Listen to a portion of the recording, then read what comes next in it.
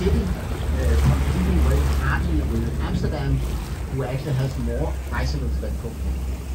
Her lige nu, der kommer vi under den her cykelbro, en gang- og cykelbro. Det er en af mange forskellige gang- og cykelbroer, som er blevet bygget i København i de senere år, for at forbinde de to sider af havnen. Og det er jo selvfølgelig et eksempel på, at København gerne vil være sådan en cykelvenlig cykelby, og er i stærk konkurrence. Throughout his life in 3 different addresses. Andersen levede lot her, hvor den berømte eventyrfortæller Hans Christian Andersen levede faktisk på 3 forskellige adresser igennem sit liv. Andersen levede, elskede Nyhavn, fordi det var tæt på det kongelige teater. And coming up to the right as well, we have Copenhagen Opera House, who was, ja, det ved jeg godt.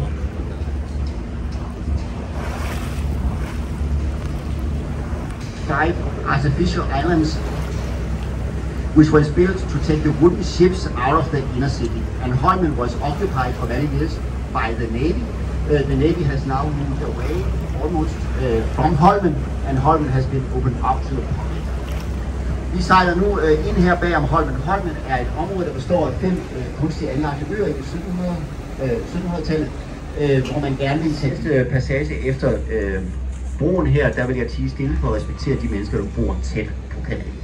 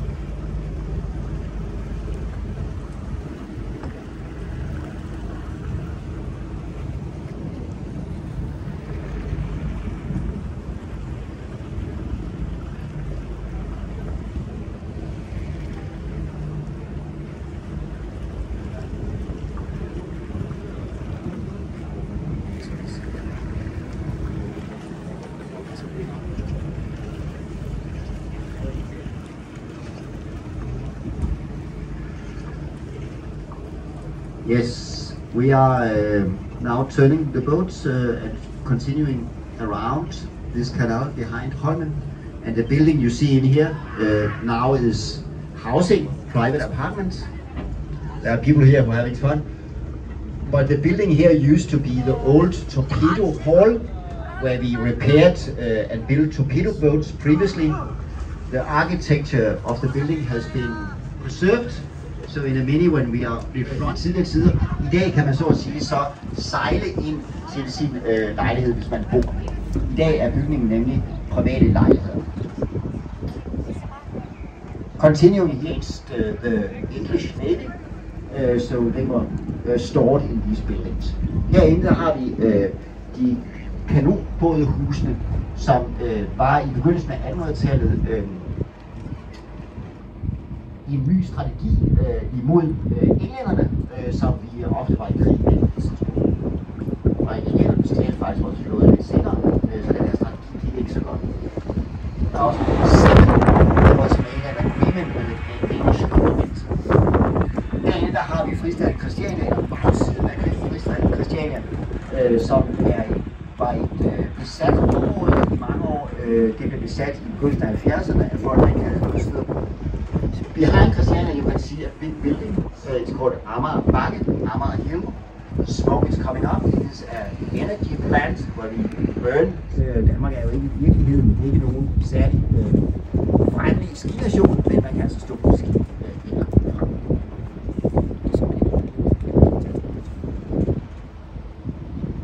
Og man kan faktisk sejle ind under hotellet og så gå til ski.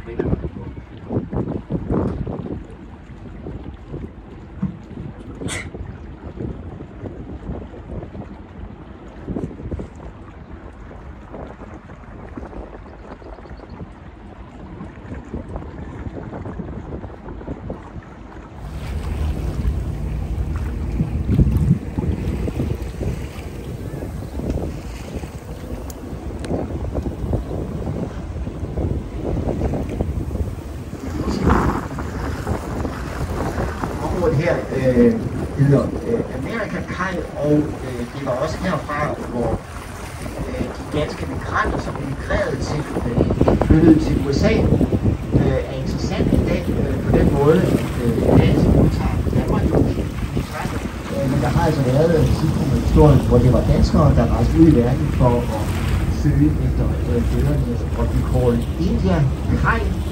This was the place where boats previously, ships previously left Denmark to go to India and went back to the goods from this country. Vi er nu sejler nu ind i det, der hedder India Kaj. Det var her både bådtrafik til skibstrafik til Indien foregik tidligere tider og bragte varer fra den del af verden til Danmark.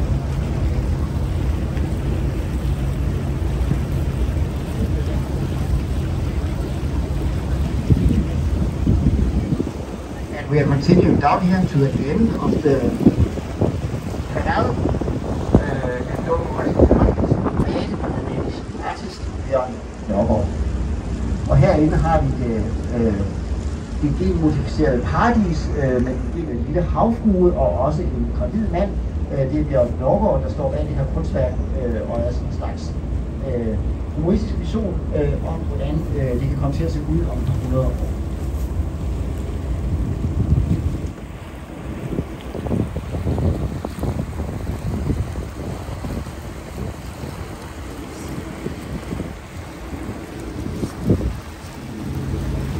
Here to the right we have Ballerups warehouse, old warehouse, who has the architecture has we have intended to maintain it. And behind you can see another cruise ship who is docked here on the other side and like here. Og den røde bygning vi sejler forbi her hedder Ballerup Pakhus, et gammelt pakhus, som hvor turen så at sige er bevaret. Og bagved kan man se et krydstogtskib, der ligger til derude på Longyearbyen Kaj.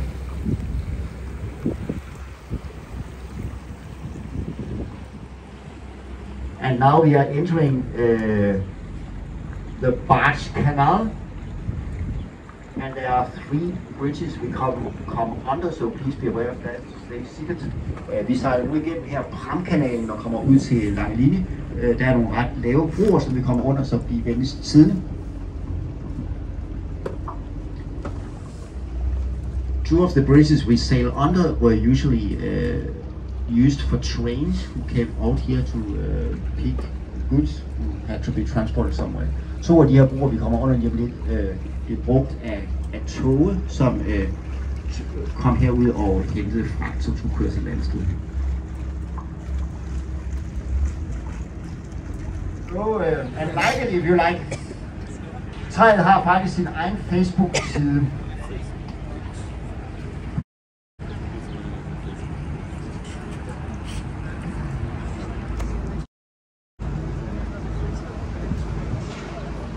Yes, please stay seated. Bliv venligst siddende.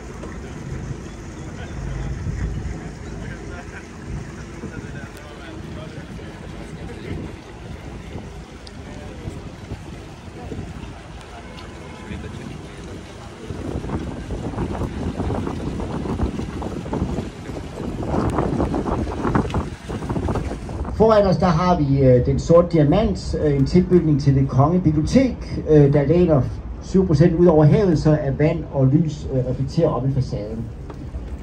Able to find it in here in the Royal Library. There's a law in Denmark that says that everything printed in Denmark, published in Denmark, has to be stored in this building or in the library.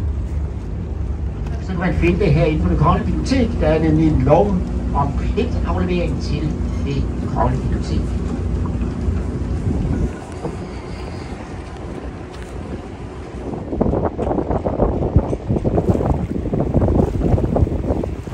To the right, we have the building blocks. This is where you find the Danish Architectural Center. They have several architectural exhibitions in the building. Vi har bygningen blocks herinde til højre.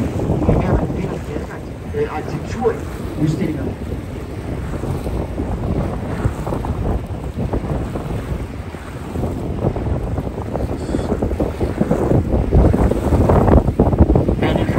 We have the small Langebro and the big Langebro. The small Langebro is one of den rigtige Langebro, som er den gamle bro, som finder København, centralt København,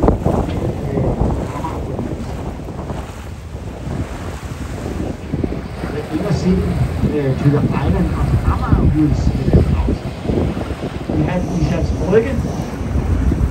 This was where the ships to Iceland were docked earlier. Iceland used years ago to be part of Denmark, but not anymore.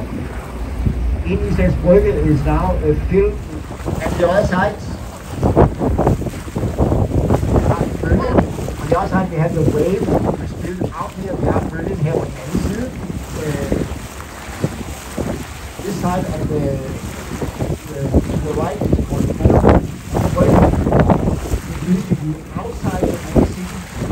The main city was outside of the countryside. There was cows and grass in here planted. Her på den her side har vi Kalvebroen.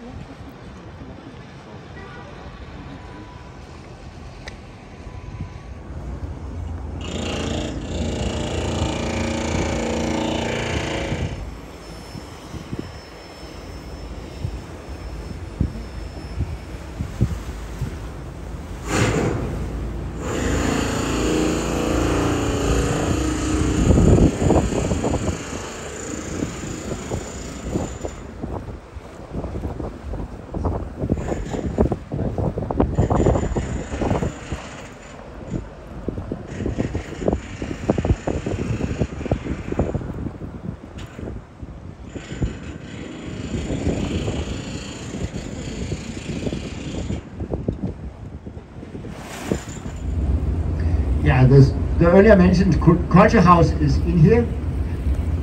The culture house institutions are quite popular in Copenhagen. Almost every area of Copenhagen has its own theater. There's also a cafe and restaurant, and behind we have Islands Brygge itself. Herinde har vi så Kulturhuset. Kulturhuset er meget populært i København. Næsten hvert område af København har sit eget kulturhus. Herinde er der så forskellige kulturelle arrangementer, koncerter, teater osv. Der er også en café herinde, hvor man kan sidde og spise både udenfor og indenfor.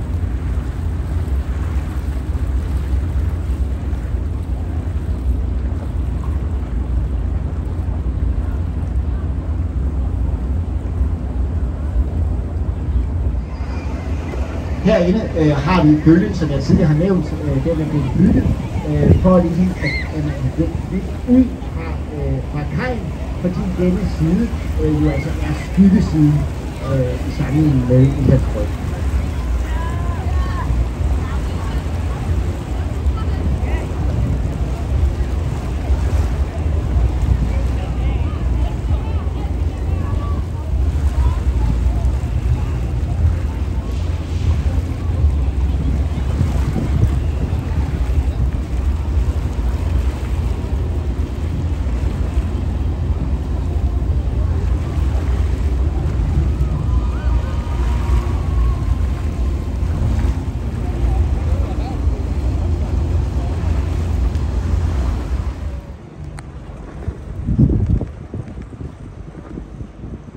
Please stay seated as forward.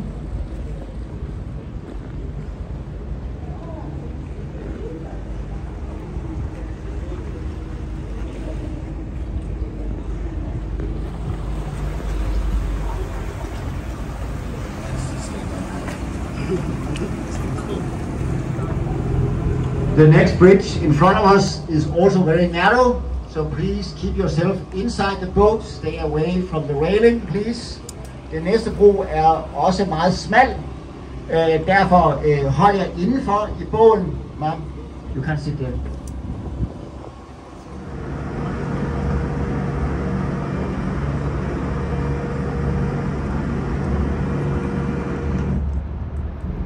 Very elegant and smoothly, I should think. If you think he did a good job, you're welcome to applaud him. The Castle Island has been the center of official power in Denmark throughout 1,000 years, almost. Slotsholm har været stedet for officiel magt i Danmark igennem næsten 1000 år. In the background you can see the top of Christiansborg Palace. I baggrunden kan I lige se toppen af Christiansborg Slots, tårnet. And in here to the right, the yellow building is Thorvaldsens Museum. Bertel Thorvaldsen was a famous Danish sculptor living in the 1700s, and this museum was built for his artwork and in honor of him. Herinde til højre, der har vi Thorvaldsens Museum. Bertel Thorvaldsen er en grøn dansk billedhugger, der lever i 1700, og hele museet blev bygget til ham og for ham og til hans kunstner.